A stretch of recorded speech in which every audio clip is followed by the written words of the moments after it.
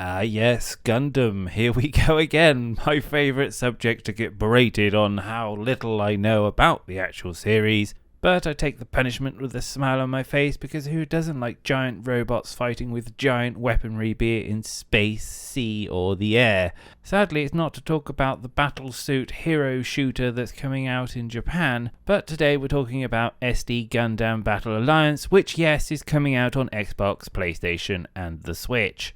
And I say this with a massive hiss between my teeth because it is apparently an ARPG. Now I've got both my fingers and my toes crossed on this one because I'm praying to all the gods of ARPGs right now that please this will be filled with loot and loads of action and not running from one quest to another. Thankfully we've got lots of footage to look through and we've also got some notes from the developers as well, so we've got a good indicator of what we're walking into this time, so hold on to your mechanoid panties, this is what the game is all about. So, the story apparently this time takes place in the G universe. Now I did Google this to try and sound more educated. From all I can understand, this is the Gundam universe, but it's taking place on this world, it's called the False World, and apparently there's all sorts of canon twists and nothing makes sense and you've got to go in and correct the false history. And to do this you have a squadron of mobile suits and this is your alliance.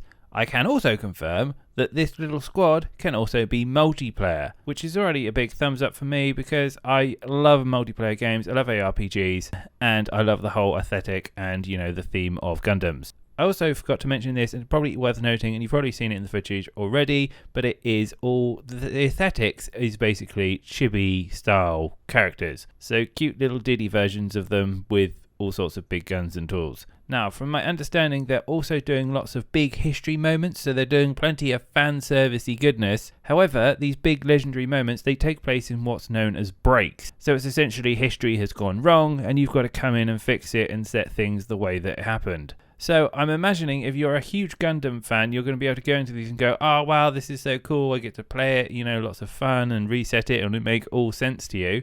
And if you're like myself, then you won't have a clue what's going on, but you'll still be able to appreciate the aesthetic of it and have fun smashing everything down. So in terms of these big special moments, these are the series that are going to be featured in the game. Let me know in the comments which one is your favourite and maybe explain to me what happens in each one, or at least your favourite one that I have listed. So from the top, you've got Mobile Suit Gundam, then War in the Pocket, you've got the 8th MS Team, Mobile Suit Gundam Thunderbolt, then you've got 0083 Stardust Memory, the Mobile Suit Zeta Gundam, you've got the Mobile Suit Gundam ZZ, then you've got Char's Counterattack, and then Char's Counterattack Beltor Chica's Children, there's Gundam Unicorn, Gundam F91, Crossbone Gundam, V Gundam, G Gundam, Gundam Wing, After War Gundam X, Turner Gundam, Mobile Suit Gundam Seed, Mobile Suit Gundam Seed Astray, Mobile Suit Gundam Seed Destiny,